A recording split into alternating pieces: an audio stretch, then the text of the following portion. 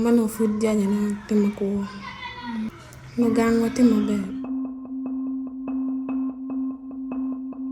Gulu is a place of immense strength in its people, its vibrant culture, its resilient stories. But behind the warmth of this community lies a quieter, persistent struggle, one that rarely makes the national news, yet fundamentally shapes the lives of countless women and girls. Today, we follow one of those stories, a story about survival, the complicated pursuit of justice, and the long, arduous road to healing. What can we know timabe? Chaka mano. Chaka duma pa.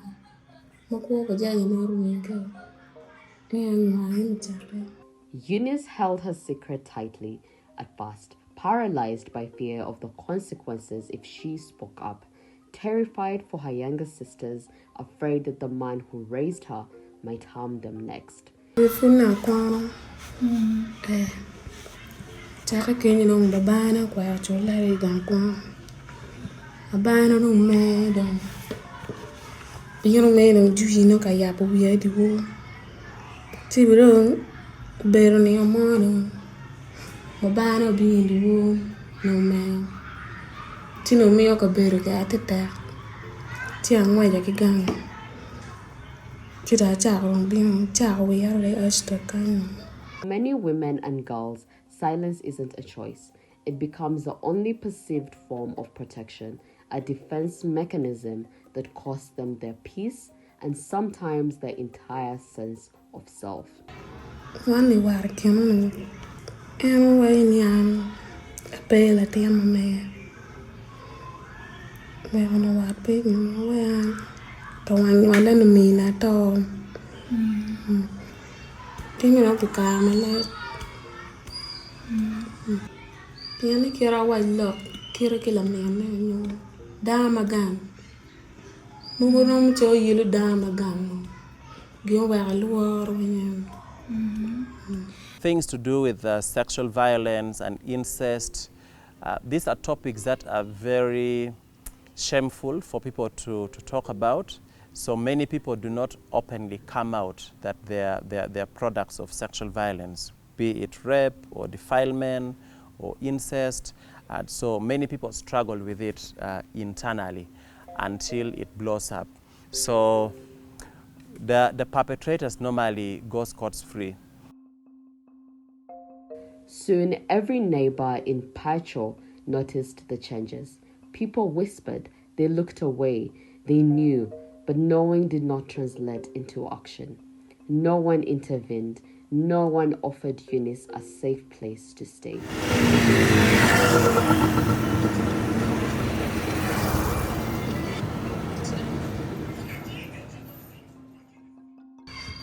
I'm permanent. Tini am the non la win mara. Down below get a watching in. Babana no chow when to be on a yellow. No great one car, ni chat kirabor word to my berry. Amber white amperum jack a bit of water more. Piano van a panny be cat gay. Bake a log more tea gun, be big round work a beam. I'm gathering on the charcoal corner. Across Uganda and profoundly within rural communities, culture often stands firmly above the law. Families strive to keep themselves intact, even when the unity shelters ongoing abuse. In a Choli tradition, cases of sexual abuse sometimes call for a cleansing ritual. But rituals do not erase psychological trauma. They do not bring legal accountability. Too often, these traditions become powerful tools to bury shame and silence victims, rather than confront the abusers. The solution remains remove the victim, not the perpetrator. But at times these things happen. So when it happens, the elders or the family members would first of all look at it critically, to see was there any other underlying issue that, caused that, And that is done in-house, first of all, in-house, because with such it's quite shameful for people to know it. You don't want to take it out immediately. And once the family members do ascertain and the close relatives do ascertain that such a thing has happened, of course they will invite other people to come in. And in most cases, in such a difficult moment, the aunties and the uncles are invited because they are important during such moments. And once it is ascertained that somebody has had a sexual relation with a relative, then of course it is condemned by everybody, and then the conditions which propelled you to do that is looked at. Were you drunk? Do you have a condition that people do not know? Or was it intentional? They have to look at all that. And then, of course, once that is ascertained by the elders, of course, there is you are rebuked seriously for having done that. That would definitely lead to a punishment. The punishment could be from caning in public, like at home, the family. You can easily be caned, and after that, you can further be punished to say that you go away. You don't. They send you away, because at that moment you can't live with the victim, so that you have to be separated. Either you are taken, one of you should be taken away. But before that is even done, rituals are done, cleansing rituals. It also depends on the attitude of the perpetrator. There are certain ones that straight away the family will just decide, for example, if it is aggravated, and anything to do with children is mostly aggravated, They look at the gravity of the offense done, and at times somebody just decided to say, no, even if we do these rituals, but you need a bigger punishment, because this has to stop.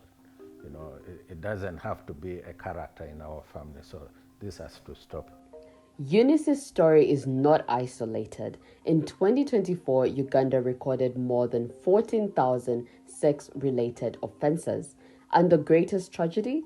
Most perpetrators are not strangers hiding in the bush.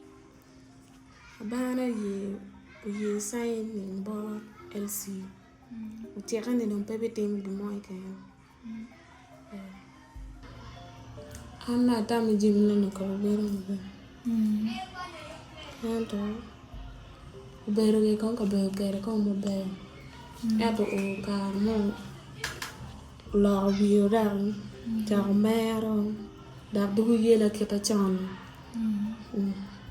They are fathers, uncles, guardians, and neighbours, people trusted implicitly to protect. Now, the most perpetrators are the people around our children. Say, for starters, these are the people we live with within our home setting, our uncles, our fathers, grandparents. That is to say, our children are not safe even at home, so we need to be on guard. Sometimes we get cases that are within the family. Perpetrator and the victim are both from the same family, and they'll frontline things like they're getting ashamed, they can't continue with the case because the so-called name of the family is draining down, and you find that it frustrates justice. Mostly, the cases that pull out at police level are few, reason being we don't encourage such, but most cases pull out at court level, where parents sometimes are interested in compensation. Yes, so most cases pull out from court, which is also not good for the victim. Yeah. The statistics are staggering. The Uganda Bureau of Statistics 2020 survey revealed that the lifetime prevalence of intimate sex violence is 36 nationally. But here, the rate is the highest in Acholi region, reaching a devastating 64%. This isn't a national problem, it is a regional crisis.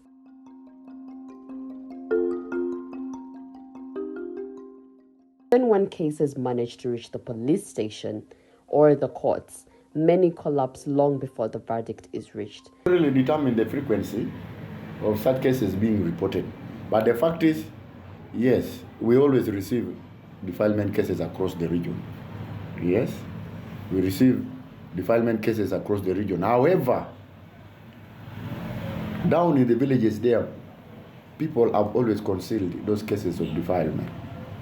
And they have ended up promoting child marriage. So the biggest challenge is that people don't report, some people don't report those defilement cases just because of lust for money, because they want money, they marry their young daughters and sons. So, however, we give a caution, especially to the local authority, who sometimes sit in such negotiations on defilement cases, that those are not civil matters. These are criminal matters that must be reported at police, and it's investigated, and the perpetrators are brought to book, because those are capital offenses. Capital offenses are not civil, and the LCs should desist from settling criminal matters. You cannot settle criminal matters at the LC court. No. The LCs are purely to handle civil matters. You get it? So we have always sent such kind of precautions. In Uganda, the Uganda Police Force reported over 14,000 sex-related offences in 2024, yet by the year's end and the conviction rate remains incredibly low. Most cases remain pending or are dismissed due to a lack of evidence or family withdrawal. Many victims never report at all. Police officers universally agree that the biggest barrier is not the abuser, it is the community. The collective voice that tells her to keep quiet, to protect the family name, to forgive, to forget, and simply move on. But forgetting is impossible. Forgiveness is not theirs to demand, and moving on this journey, no survivor should ever be forced to walk alone. But also within the family, sometimes if you decide to push on such a case, you are looked at as the person who wants to disintegrate the family. So even the broader family will tell you that this can be resolved within the family. And because usually court would allow certain cases to be addressed within the family, depending on the severity of the case, if the family now reports that we are going to redress this from within our family, then the case is withdrawn.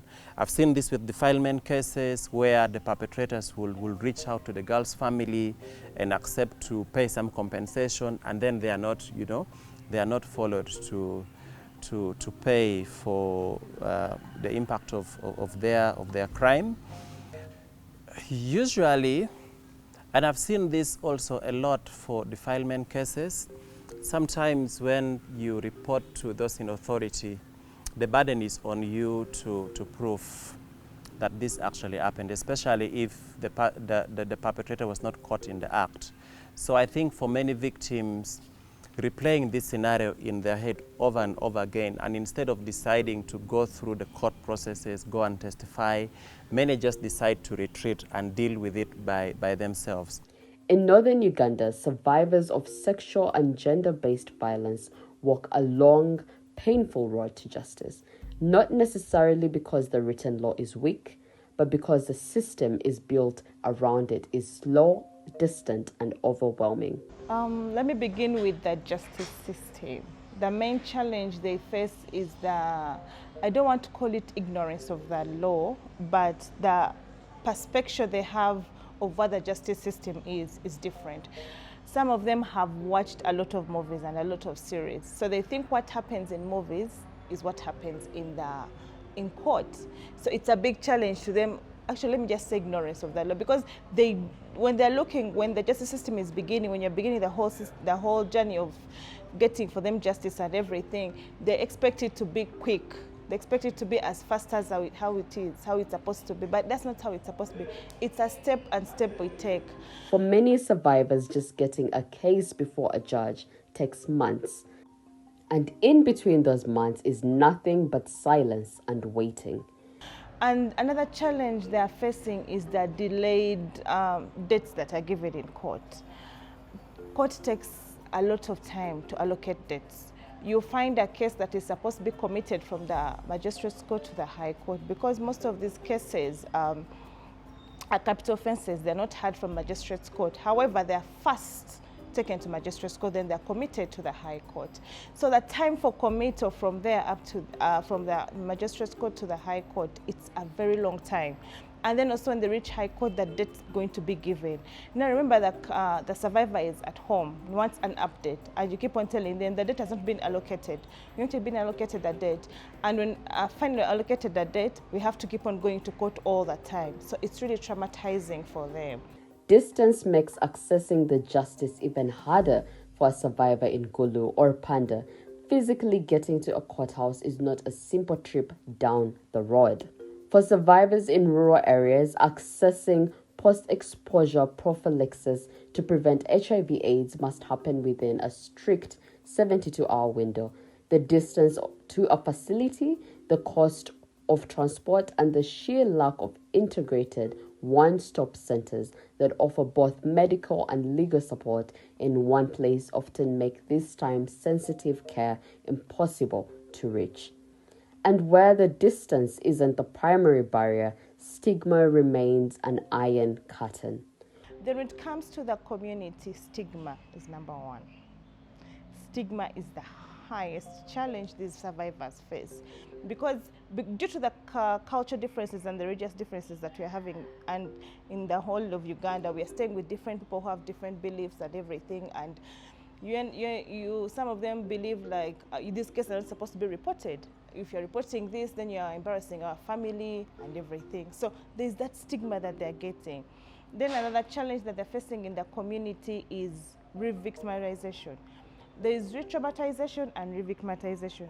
Victimization, again, is whereby they are now defiled again. Because, as you know, the laws say everyone has a right to bail. Of course, the perpetrator will apply for bail, and if he's granted bail, he's brought back in the same community where the incident happened. So the chances of this person who has been defiled, this child has been defiled, this lady who has been raped, who has been beaten, or anything that has happened to them, they're going to again face the same thing. They're going to be victimized again. Then also traumatization, re-traumatization. They're going to go through the whole thing. You're going back to the same community where everything happened. You're seeing the same people that, are there. The witnesses are there. Something small is going to trigger them. So I guess those are the three challenges that most of the survivors are facing. With limited shelters or safe houses available, survivors often have no choice but to return to the home environment where the harm occurred, or a community that shuns them. Culture is complicated and complex. So what we do as an organization is that we always sensitize these people that no matter where you're coming from, no matter your beliefs, the Constitution takes the highest of it all. So if the Constitution says something else and you are believing in something else, we tell you, please go what the Constitution says. Uganda has strong laws on its books. What is desperately missing is the implementation, the infrastructure, and the police will to enforce them consistently. And when culture is also there, we always tell them, we're not saying that your culture is bad. We're not telling you to stop following your cultural beliefs, but there's an extent of which your norms are not are contradicting with our laws. So please let our laws take past it, then also your norms go down. So that's what we always do. We make sure that we tell them that the Constitution is higher than your norms. And also we try very hard to embed their norms into the Constitution. We tell them how we can go the other way around it. Let me say it's female mitigation, the FGM. We have the Anti-FGM Act, and some people are still practicing it. It's also another form of violence. So we also make them see that most of the disadvantages, because it has no advantages. So we show them the disadvantages of it. That's how we navigate around it. Still, hope grows through persistent dialogue and advocacy. Yes, they are there. There are very many. There are quite a number of them. However, I wouldn't want to state the cultural leaders and their cultures, which ones they lead and everything, because some people will get biased about it. They'll be like, you haven't interacted with this other culture, but they are there. They are there because when you bring them on board, they tell you, okay, now how do we come in to help? We know we always do different trainings with people. We invite cultural leaders, we invite religious leaders, we invite leaders like in the community. So when we bring them on board in the trainings and they get to know what we are doing and everything, and then they're like, okay, now how can we do to help? Yes, they are there, and there are very many. It's just that now it's in rural areas and some few areas in urban that are not yet coping up, but yes, they are there. There are very many. For this lawyer, justice isn't a verdict, it's a transformation. One of our core principles is preserving the dignity of the survivors at AHA. For me, personally, I always keep on telling people at work and my clients that court win is not my win. Yes, a win is a win, but what's next? For me, the win that I really look at is when the survivor who came into your office and would not speak, or the survivor that you met in the community or at police and would not speak up, was so terrified. You walk with them to the journey and they get justice in court, and now they are back to you and thanking you. And now they are the voices of the rest in the community.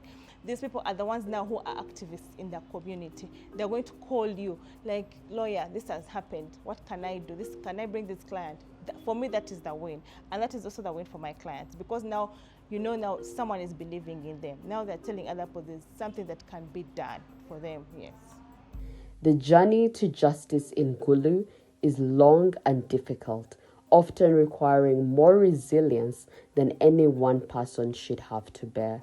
But every time a survivor speaks up, every time a community listens, and every time a lawyer fights a case, the silence is broken.